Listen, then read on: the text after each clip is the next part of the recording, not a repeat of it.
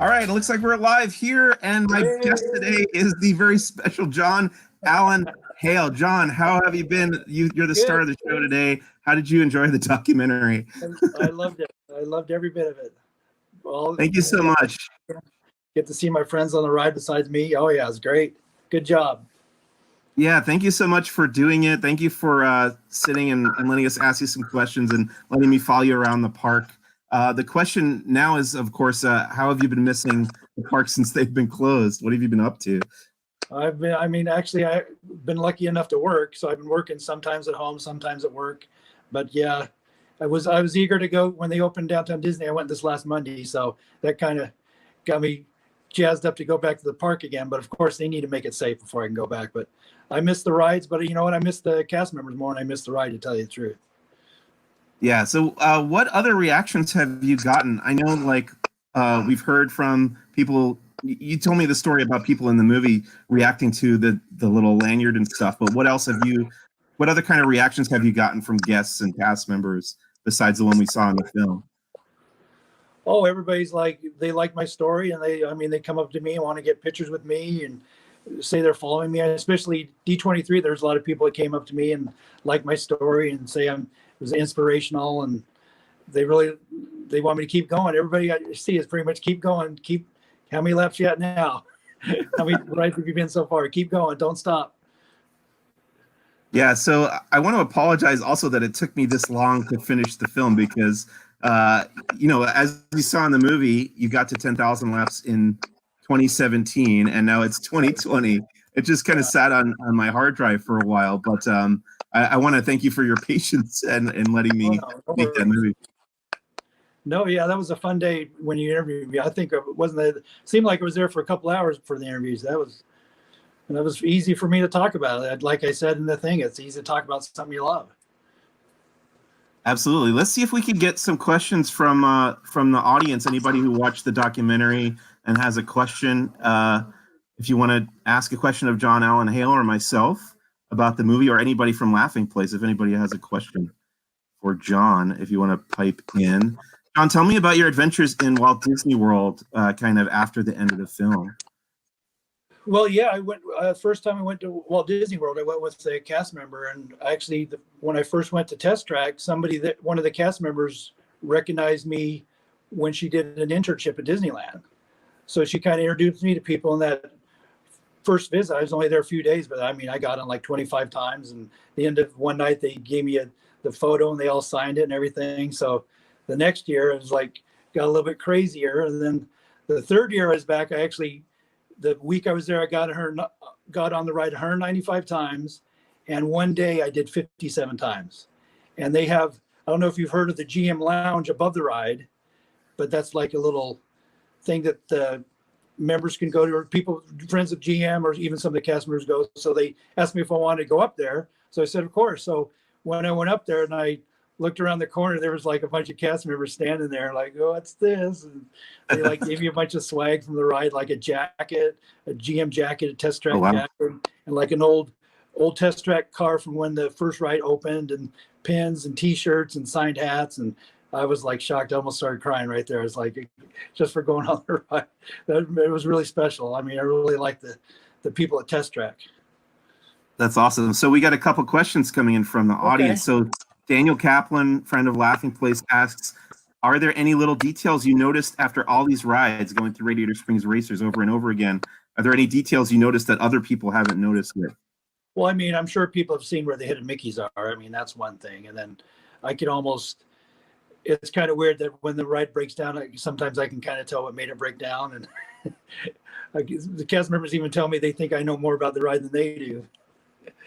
But yeah, there's tons of little things. I keep track of what side of the race I go on, the right or the left, Ramon's or Luigi's. And if I win the race, I even keep track of the number and color of car of every race.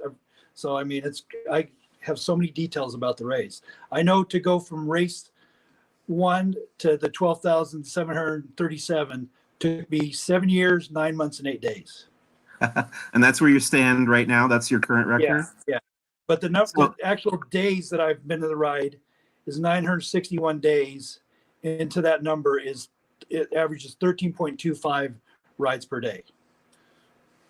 Wow, that's awesome. That kind of brings me into another question related to what we were saying about Luigi's and Ramon's. We got a question whether you prefer going into Luigi's or Ramon's during the ride. It doesn't matter to me. Whatever side makes me win. Both sides are good. I mean, they're pretty much equal. You either get tires or you get painted. Right. So it's kind of interesting. When you go right, it's called Ramon's for right. If you go left, it's Luigi's, L for Luigi's. So that's kind of easy to keep track of it that way too. Okay. So from Mr. Tom Morrow, what's the most times you ever rode Radiator Springs Racers in one day? Racers is 52. It was on Christmas Eve, I think, 2015. And I was there, park opening like 7 till 10 p.m. Nobody was using the single rail line. And I actually had a Fitbit that I wore that day. And it said that I walked 15 miles that day. And I only took one break the whole day. It was like from 2 to 2:30 is the only break I took all day. I was so focused to get in the rides, just kept on and just, walking all the way around, get back in the single rider line. So that's the most I've done at races one day is 52. I've gotten a bunch of like 45 and 46. And I think even this year, I think I did have one day this year where I got 50. So even though the single rider line is no secret anymore, it was amazing that I even was able to get to 50 this year on one day. Cool. From Daniel Kaplan again, do you have a desire to visit Tokyo Disney Sea to do Journey to the Center of the Earth, since it's the same ride system? Oh, it is. Well, I didn't even know that. I mean, I didn't know that either. Right now, I pretty much just like here in Florida. I mean, yeah, I'd like to probably eventually go to all the parks, but we'll wait a while until this little thing clears up. But yeah, right now it's just Disneyland in Florida. I'll probably eventually make it to the other parks. Okay, and other than milestones, are there any individual laps, any individual times through the ride that stand out in your mind? Well, yes, the big laps. I mean, obviously, the milestone laps. Every 10,000 or 11,000. My favorite is probably the 11,000 because all the girls wore plaid shirts and mustaches. So, I mean, that's a really special ride for me. Plus, I like the numbers like 11111 was a good number. So I don't know if I'll ever get to 22,222, but all the numbers match up. So, I mean, the special rides are the milestone rides. And then, I mean, of course, sometimes when I get lucky and get to ride with the cast members, those are special too. Like at the end of the year, New Year's Eve or something, that might let me ride with them. And that's very special too. Yeah, I was wondering where that photo came from with all the girls wearing the mustaches and the plaid shirts. Yeah, that year I went to the Halloween party and one of my friends said, well, I'm just going to dress like you for Halloween. So I said, well, maybe that'll be good when I get to 11,000. So that's when we decide, well, 11,000, that's all. They all agreed to have plaid shirts and mustaches. So I thought it was a pretty good picture. Awesome. So I guess now that you've accomplished that goal of 10,000, you've been featured in the news. You were on you were on one official Disney YouTube show after we shot this documentary. And people know you around the resort. What lies for you ahead? What lies in the future for Jon Alan Hale? Well, obviously more times at Racers. And then obviously going to Florida, I want to do more test track, more Slinky Dog. That's another ride that I now like in Florida, Slinky Dog Dash. That's a cool little fun little ride. So, I mean, it's just getting more. I mean, of course, when friends come, I'll go do whatever they want to do. If I'm usually there and go by myself, it's Racers mostly. But I mean, I'm eager for all the parks to open. When they do, as long as I feel safe, I'm going there. And okay, let's tell people where they can go to find out more. I put it at the end of the film, but tell them about your blog and stuff. Yeah, I haven't done much on the blog lately, but yeah, the Racers blog, races1000.com is the blog. And usually I have a friend at work that helps me put it together, put videos and stuff on there.